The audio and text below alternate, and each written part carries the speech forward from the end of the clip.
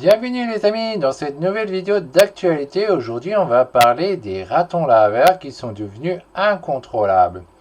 Mais avant de lire cet article, j'ai 3 questions à vous poser.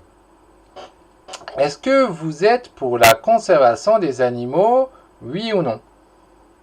Oui ou non? C'est vous qui voyez. Est-ce que vous êtes pour le bien-être des animaux? Oui ou non? Oui ou non? Et enfin, la dernière question, c'est est-ce que vous êtes un bienfaiteur? Oui ou non? Et si vous répondez oui à ces 3 questions, alors je vous demanderai de participer à ma cagnotte pour que je puisse agrandir mon élevage conservatoire et ainsi sauver un maximum d'espèces de l'extinction, puisqu'il y a pas mal d'espèces qui sont en danger critique d'extinction ou qui vont être en danger critique dans l'avenir. Alors c'est pas les ratons laveurs, évidemment, ça c'est une espèce qui est plutôt nuisible. Mais ce n'est pas le cas de tous les animaux. Il y a beaucoup d'animaux qui ne le sont pas, comme je le montre dans la cagnotte. Je vais donner quelques exemples d'animaux que je trouve intéressants à s'occuper et je ne peux pas forcément tous les faire parce que je n'ai pas forcément la place. Donc je vous demande d'aider. Pour cela, vous trouvez le lien en description ou vous trouvez l'adresse sur le côté droit. Vous pouvez écrire l'adresse, c'est comme vous voulez. Alors une fois que vous êtes sur la page, vous trouvez évidemment des infos supplémentaires sur tout ce que je projette de faire pour agrandir mon élevage conservatoire. Hein. Et vous avez donc le choix. Soit vous faites rien, c'est votre choix, et donc vous faites rien pour sauver des animaux de l'extinction. Vous avez le droit, hein, il n'y a personne qui vous force. Soit vous partagez simplement. Si vous partagez, c'est déjà très bien, ça aide évidemment. Hein. Et sinon, vous pouvez faire un don. Et vous pouvez même faire les deux. Là, c'est vraiment le truc qui serait le plus sympa. C'est vous faites un don, vous partagez. Et là, moi, je suis vraiment content de vous. Hein. Vous pouvez être sûr. Parce que vous aidez ma cause à éviter que les animaux s'éteignent. Quand les animaux s'éteignent dans l'avenir, c'est quand même morose pour les nouvelles générations qui ne vont plus pouvoir voir ces animaux-là parce que personne n'a agi. Il faut agir. Et donc là, vous n'avez pas besoin forcément de vous en occuper, mais simplement soutenir des structures comme la mienne pour pouvoir éviter que tous ces animaux ne s'éteignent dans un avenir très proche. Donc voilà. Ok, maintenant si vous avez bien fait les choses, c'est bien. Hein, même si c'est juste un partage, c'est déjà super bien. Sinon, c'est pas grave. Moi, je vous en veux pas. Je vais quand même vous lire tout l'article et on va parler de ça. Donc, adoptés en masse après le succès d'un dessin animé, ces ratons laveurs sont devenus incontrôlables. D'amis domestiques à nuisibles, le statut de raton laveur a bien changé à Tokyo, au Japon. Les autorités de la ville sont depuis quelques années impliquées dans la mission de taille maîtriser la menace animale envahissante. Héros mythique d'un dessin animé, il y a plus de 50 ans, le raton laveur est depuis adulé et a été adopté en masse au Japon. Mais voilà, devenu incontrôlable, l'espèce fait aujourd'hui des ravages dans les cultures, rapporte le journal britannique The Guardian. Le dessin animé Rascal the Raccoon. Au pied du soleil levant, l'animal dans sa popularité en tant que petit compagnon domestique à une série télévisée à succès des années 1970. Appelé Rascal the Raccoon, celle-ci retrace les aventures de Robbie, un jeune américain, et son ami Rascal, un raton laveur dont la mère a été tuée. Leurs péripéties, tantôt comiques, tantôt tragiques, font rêver beaucoup de Japonais et conduisent à une augmentation drastique de l'importation du rongeur en Asie de l'Est. Alors, je suis pas sûr que c'est que en Asie de l'Est, hein, ça a dû être dans pas mal de pays, mais leur législation n'était pas assez sévère au départ. Hein. Ça, c'est clair, quoi. Ensuite, c'est dit, mais comme tous les modes, celle des ratons a fini par passer. Beaucoup d'entre eux ont été abandonnés ou se sont échappés, puis ont prospéré dans la nature. La population de ratons laveurs sauvages a grimpé en flèche. Alors ça, c'est vraiment le truc à ne pas faire. C'est relâcher un animal dans la nature, ça crée des dégâts. Hein. Même des chats, des chiens, etc.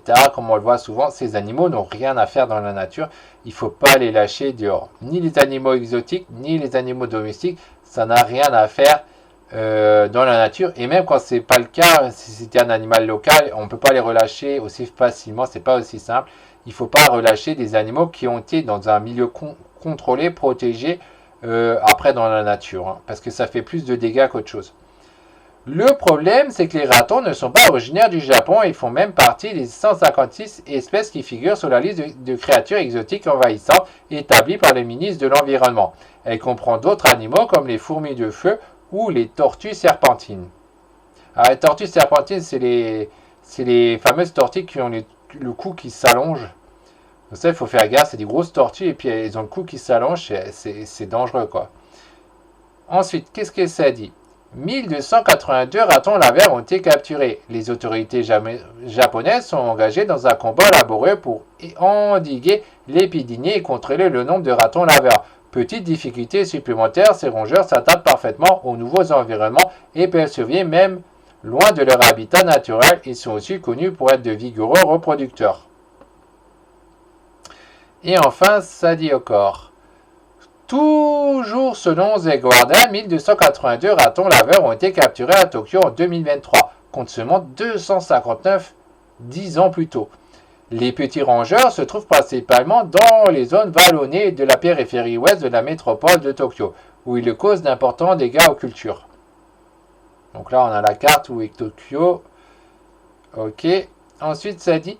Les fruits, légumes ainsi que les bétails sont des cibles les plus courantes. Leur prolifération a causé des dégâts d'une valeur de 450 millions de yens, soit environ 2,6 millions d'euros en 2022, a déclaré le ministre de l'Agriculture. En France, le raton laveur est également considéré nuisible, mais sa prolifération est plus limitée dans la mesure où sa détention est formellement interdite sans certificat de capacité. Alors ça, c'est bien dit, parce qu'il précise. Souvent, les gens qui font les nouvelles et tout, ils disent oui, bon, c'est interdit et tout. Non, les choses ne sont pas interdites. En France, on a un certificat de capacité qui nous permet de pouvoir obtenir les différents animaux. Ce n'est pas interdit. Après, il y a différents types de certificats de capacité selon ce qu'on veut. Mais en gros, c'est un permis. Sans ce permis, on ne peut pas en avoir. Et comme ça évite ce genre de problème qu'il y a maintenant au Japon et dans d'autres pays. Comme le rappelait la Nouvelle République en 2021, pas de risque donc qu'un gentil dessin animé entraîne une vague d'adoption chez nous. Enfin, pas de risque.